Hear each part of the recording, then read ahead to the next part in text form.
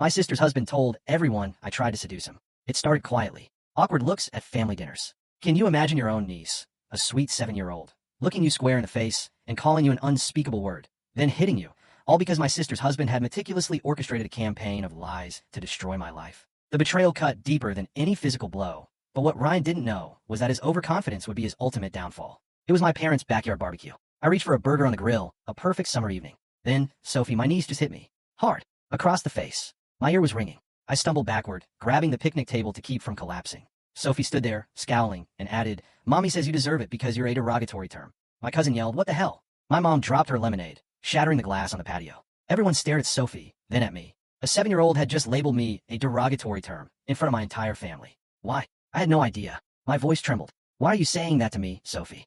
She just looked at me with this petulant smile, crossed her arms. Then my sister Emma and her husband Ryan stormed across the yard. Emma, normally the dramatic one, prone to slamming doors and yelling, had a look of pure hatred on her face I'd never seen before. She treated me like rotten trash. "Get away from my daughter," she screamed, snatching Sophie and pulling her behind her back. "Emma, what is happening right now?" "What did I do?" I asked, completely bewildered. My dad, trying to be the peacemaker, said, "Girls, let's take this inside and talk about it calmly." But Emma wasn't listening. She was set on destroying me. "You know exactly what you did," Emma snarled. "My birthday last month. You followed my husband into the kitchen after I blew out my candles." "That is not true."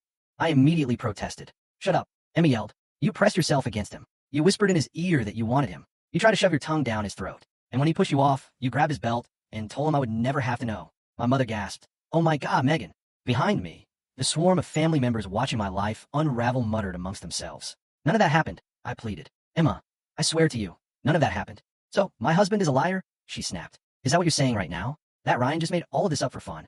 Ryan gripped Emma's shoulder, a picture of false concern. "Babe, don't hurt yourself," he murmured. "She won't admit it." "No," Emma insisted. Ryan stood behind my sister, his mouth rigid, his gaze fixed on the ground, shaking his head slowly like he was traumatized. He appeared to be talking about something that hadn't happened. "Ryan is lying," I said, my voice cracking. "I would never do that to my sister, Emma. I'd never thought about Ryan in that manner." "Don't mention his name," Emma shrieked. "The texts, Megan. The pictures you've been sending him for months, begging him to meet up with you behind my back. When he kept saying no, you cornered him at my party and tried to force yourself on him. He showed me everything." "What texts?" I couldn't stop crying. "What pictures, Emma? There are no texts. There are no pictures. None of this ever happened." "I saw them with my own eyes," Emma explained. "I saw what you wrote to him. I saw what you sent him. So don't stand there and lie to my face." I felt like I was going crazy. There were no texts. There were no pictures. Ryan had never received anything from me. "Emma, please. Ryan is the one who came onto me that night. He followed me into the kitchen and put his hands on my waist. He said you didn't appreciate him.